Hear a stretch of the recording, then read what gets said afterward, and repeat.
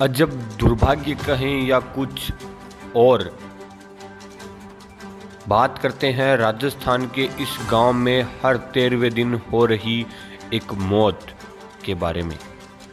बार बार इस घर में कहीं न कहीं आग लग जाती है और हर 13वें दिन एक मौत हो जाती है।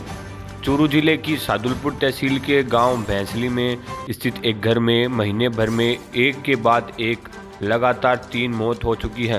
पिछले करीब एक सप्ताह से ज़्यादा समय से लगातार रहस्यमय तरीके से आग लग रही है और इन घटनाओं को लेकर परिवार जहां सदमे में है, वहीं गांव के लोग भी दहशत में हैं। एक के बाद एक मौत हो रही और आग से यह परिवार खौफजदा है।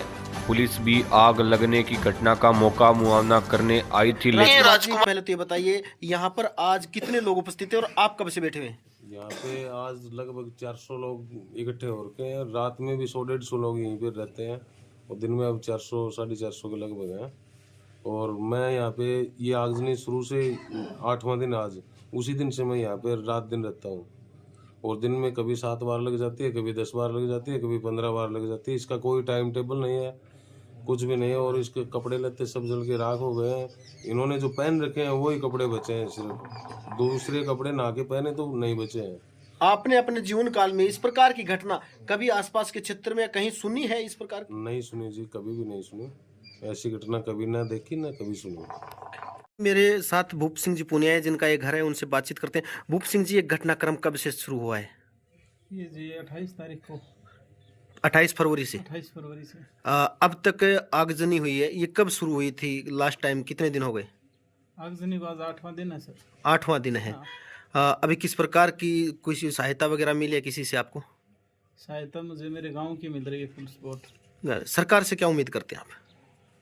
सरकार को तो बार बार इतला कर दिया, लेकिन कोई सुध नहीं ले रहे हैं। ये भी सुनने में आ रहा है कि प्रशासनिक अधिकारी यहाँ पर पहुंचे थे। हाँ, प्रशासनिक अधिकारी पहुंचे थे यहाँ पे। ऐसा उनके सामने भी ये हरकतें हुई थी, लेकिन वो बस झूठी सांत्वना दे के चलो हम ये करवा देंगे, वो करवा देंगे। भूप सिंह जी, आपके परिवार में कौन कौन है?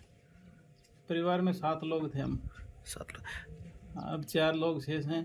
1 महीने के अंदर 3 डेथ हो गई। 2 मेरे बेटे थे, दोनों एक्सपायर हो गए।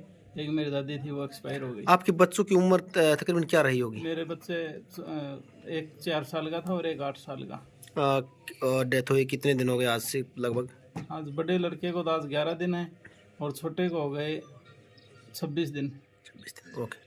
मेरे साथ समाजसेवी नरेंद्र सांगवान है। नरेंद्र जी, किस प्रकार की घटना है, क्या रही है और क्या कुछ कहना चाहेंगे इस पर? भाई साहब, मैं कल रात से यहाँ हूँ। इस परिवार के साथ आज जो घटनाएं हो रही हैं, जगह जगह आगजनी होना, घर में 3-3 लोगों का चले जाना, और इस प्रकार से मैं तो भैंसली गांव के यूथ को और गांव जनों को बहुत बहुत धन्यवाद देना चाहता हूँ कि साथ दुख की घड़ी में साबित कर दिया कि गांव राम हुआ है।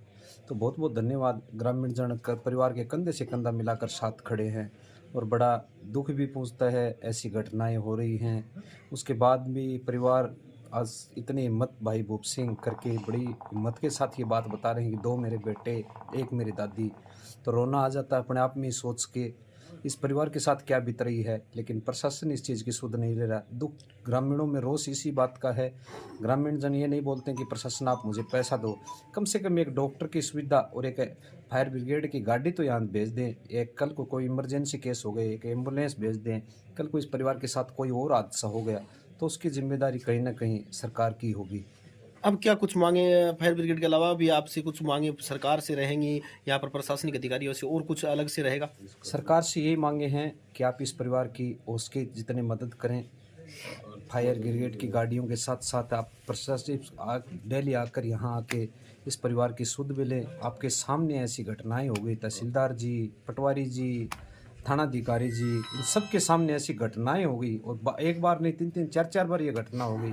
उसके बाद प्रशासन कहीं ना कहीं इस मामले को संज्ञान में नहीं ले रहा है। जब उनके सामने ये घटना हुई तो उनका क्या जवाब था, उनका रिएक्शन किस प्रकार का था? बस जी, बहुत गलत हुआ, कोई तांत्रिक विद्या हो सकती है या ऐसी घटनाएं हमने हमारी ज़िंदगी में कभी नहीं देखी, इसके हम संज्ञान में लेंगे। लेकिन वो खाली भाई भूप सिंह को खाली झूठा दिलासा ही दे के गए थे। दोबारा इस परिवार को आकर संभाला है तो इस भैंसली गांव के ग्रामीण जनों ने, रिश्तेदारों ने, अड़ोस पड़ोस के गाँवों ने कंधे से कंधा मिला के इस दुख की घड़ी में आज भी आप देख सकते हो हज़ारों की संख्या में बैठे हैं। इतने लोग रात को ड्यूटी देंगे, अलग अलग ड्यूटी बांट ली। बड़ा दुख होता है। इस परिवार कहीं सो नहीं सकता, जहाँ परिवार सोएगा उस चारपाई के नीचे आगजनी होना, बड़ा बहुत परिवार भयभीत है। वो इस दुख की घड़ी में ग्रामीण जन और कर भी कह सकते हैं, हर प्रकार की मदद कर सकते हैं, लेकिन जो काम प्रशासन का है वो प्रशासन को ही करना पड़ेगा।